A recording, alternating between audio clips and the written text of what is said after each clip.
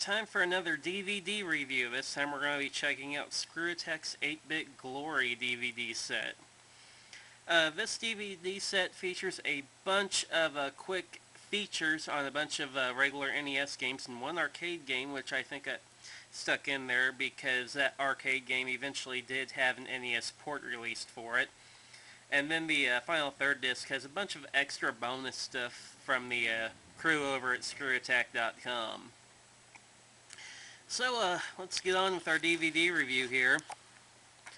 Front cover, it looks pretty good, nicely printed. They only use like 2 or 3 colors, it looks, on the front cover, which is a little, I don't know, to me it looks bland but functional.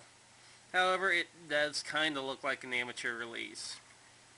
The back, on the other hand, does look better. It looks a lot more professional from the back side than what it does from the front, ironically. It gives you a good description. Discs 1 or 2 are the video game vault stuff. And then there are a couple top 10s on here. However, if you can't read the text in here, it says each disc has a bonus commentary from some of our most memorable top 10s. The one thing that disappointed me, the commentary is indeed there, however you cannot play it with the original audio to the best of my knowledge. It just defaults over to the bonus commentary track and that's it. And I would have liked to hear the original commentary on these without having gone on the internet, hunt for the top 10, download it and watch it. If I'm buying the DVD set, it should be a feature to have the original in there. But opening it up,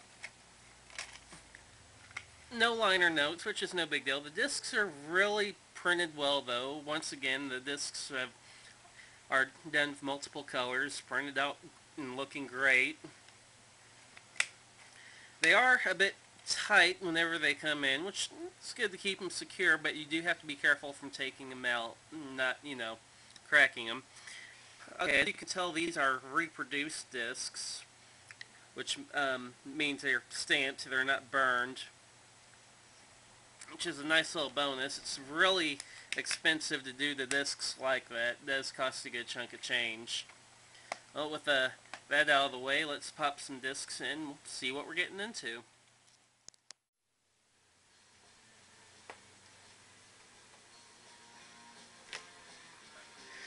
Okay, here we have the intro to the Screwattack DVD set.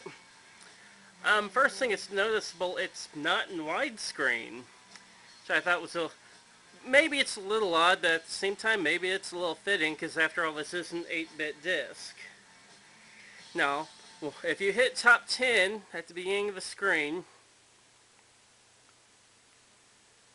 it takes you directly into the commentary track on the top 10, which it don't give you an option whether you want to listen to the original top 10 or not. It takes you straight in. Which, it's cool to have a bonus commentary track on internet video, but at the same time, I was kind of bummed that I couldn't listen to the original. So, let's head home real quick. Let's go into the Video Game Vaults.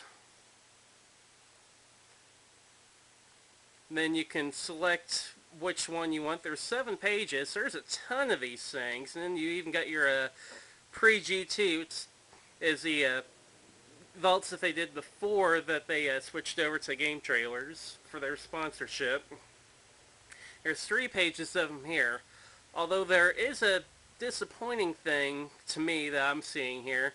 There's no play all feature, which really stinks in my opinion, because if you're wanting to sit down and watch them, you can't. You have to click on one, watch it, and these things are like maybe 2, 3, 5 minutes tops. I'm fast forwarding through this at 10x speed. Just in this example here, and that's 10x speed, it's done. Move to the next one. You have to actually physically move over and hit play, and I was kind of disappointed by that. I was really hoping that there'd be a play all feature. And Disc 2 is more or less the same. I'm not going to go over Disc 2, however we will go over Disc 3 real quick. So let's pop in Disc 3 and check it out. Okay, we're starting up on disc 3, which is specifically titled, and I quote, the Super Ultra Mega Bonus Content. Well, let's see what we got. We got the credits, yay, and the extras, which is what we all came here for. The extras consist of some bloopers, Suya Boy responses, which are kind of humorous. It's a rapper who thinks that he could challenge any gamer online, and I have no clue what actually happened, but the response videos are interesting.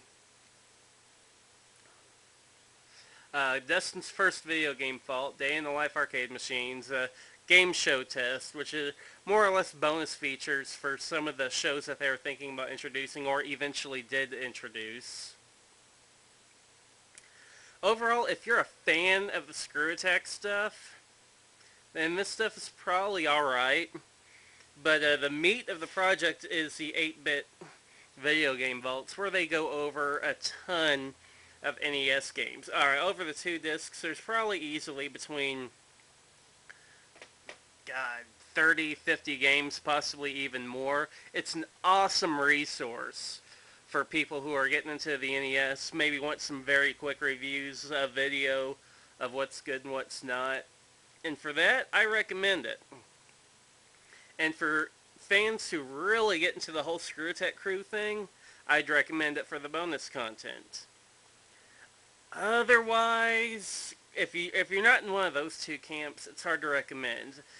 What really hurts it to me is just the complete lack of being unable to kick back, sit back, hit play all, and watch them all. I have to, constantly every 5 minutes pick up a remote, switch to the next one, watch it. So honestly, if you're really into the NES, I recommend it.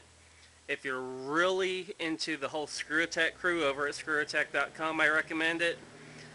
Otherwise, you might want to skip it. Well, I'll see you next time for another review.